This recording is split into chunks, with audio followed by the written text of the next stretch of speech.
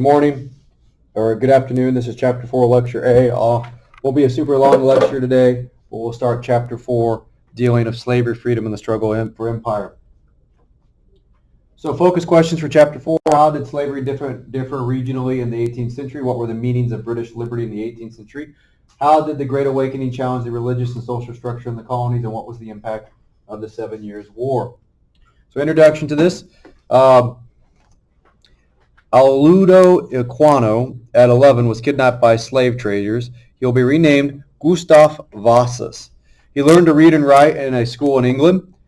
He was finally able to purchase his freedom and lived quite a unique life later on. Now, what is important about his life, though, is in 1789 he published the work, The Interesting Narrative Life of Alaudo Equiano, or Gustavus Vasa the African. It's an interesting story of the 18th century. The colonies were growing and much more rapidly and changing quickly. This story, though, takes and shows the life of a former slave. Now, Gustavus was one of the few that was able to purchase and make his way to freedom. But what it was just it was a good tale of or not a good tale. That's probably a bad way to put it, but a source into what it was like to be captured, to be a slave, and to ultimately win their freedom. Ideas, people, and goods flow back and forth across the ocean at a pretty rapid rate, more and more integrated into the British Empire. Those in the colonies are going to replicate the British life, serving the British Empire need as well. The ironic notion of freeborn Englishmen, but yet the height of the Atlantic slave trade in the 18th century. So the colonists that lived in the colonies are going to say, we are freeborn Englishmen and we want to live that way and have that practice, but at the same time they're going to vastly reduce Africans, and the slave trade is going to be very paramount, and they're going to definitely restrict people's rights, and that not everyone is freeborn. Introduction 2, that's the continuation of that. Slavery of the Empire 1. Of the 10 million Africans transported to the New World between 1492 and 1820, more than half arrived between 1700 and 1800. Now, after 1806, the slave trade in the United States will come to an end, but the bulk of the slaves are going to come between 17 and 1800. The rapid growth of commerce spurred the demand for slaves in the hot commodity fields of especially the Caribbean and then later the Carolinas.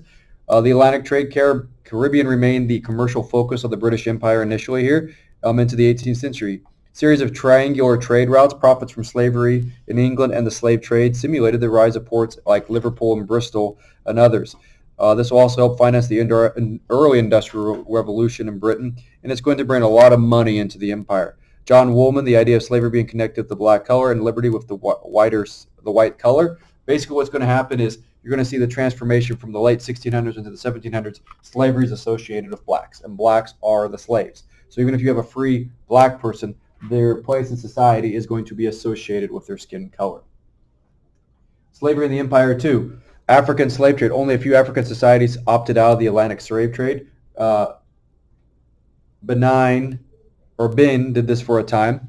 Traders remained in their factories and purchased slaves brought to them by African rulers and dealers. So most of the time, the slave traders never went into internal Africa. They bought them on the coast. Africans would bring fellow Africans to the Europeans.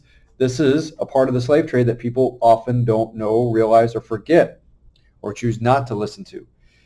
It became West Africa's source of wealth for merchants in some kingdoms. However, in the long run, it hurt West Africa as well. You're going to have a huge deflux of individuals. And when you remove massive amounts of people from society, this is also called the African diaspora, you're going to have a decline in societal growth, knowledge, and understanding. Losing thousands of young people in the prime of their lives greatly hurts Central and Western Africa. So what they would do is they'd round up these slave traders would go out, the Africans would go raid other villages, braid them, sell them, make money, and they got pretty good money out of it, and Europeans were more than eager to buy them. Now, the Atlantic crossing, also known as what we often call the Middle Passage, the second or middle leg of the trip, very deplorable conditions, smallpox, measles, and others were rampant on ships. 1 in 5 that went on these ships across the Atlantic died. Ship captains were known to throw sick overboard in order to prevent the spread of epidemics. If you were believed to have anything, and they might even overthrow you for fear of disease spreading. Only a small portion of the slaves came to mainland North America at this point, about 5%.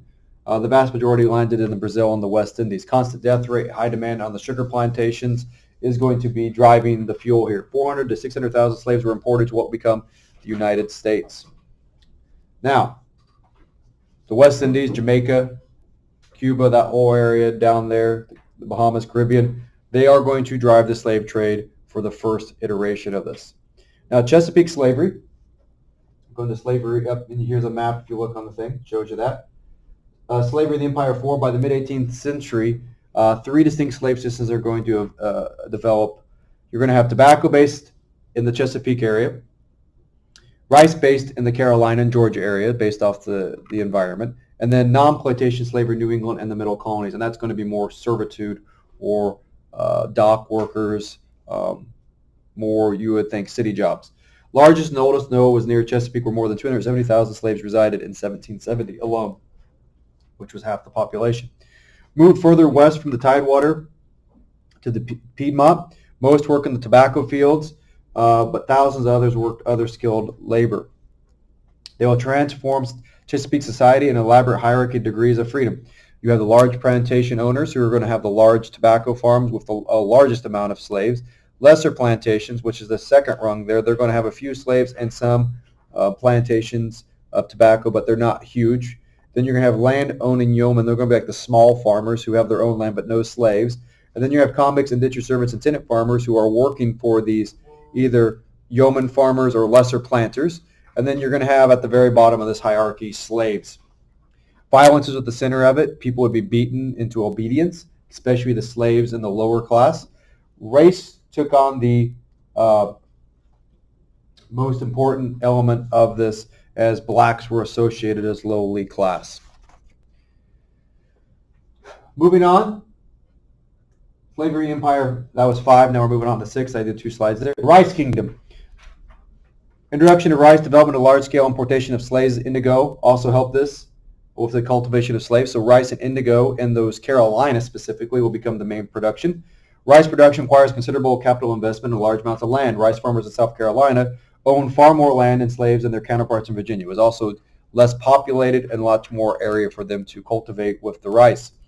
Since there was higher chance of disease in rice fields, planters left control of the overseers and sometimes the slaves themselves, meaning the plantation owners on the rice fields were not out there. They stayed away because of the potential disease from snake bites all the way up to malaria, not necessarily malaria, but any smallpox, any diseases that could be brought there. Now, the Georgia experiment. The colony of Georgia is unique. Founded by James Oglethorpe, a wealthy reformer who sought to improve conditions for imprisoned debtors and abolish slavery. Basically, Georgia was founded like what we would think of Australia later on. Former convicts, indentured servants, people of low status came to Georgia for a new start and opportunity to make something of themselves. London supported as a buffer zone for South Carolina from the Indians and the Spanish. Like, yeah, you go ahead, but you're going to be the buffer zone between us, the Spanish, and the Indians and the rest of the colonies. Initially, slavery and liquor, of all things, were banned, but by 1751 it became a royal colony, and when it became a royal colony, it became a mini South Carolina, and slavery came there as well. Slavery in the North. So the third distinct type of slavery was slavery in the North. Far less important in the North, only small farms, very small portion of the population.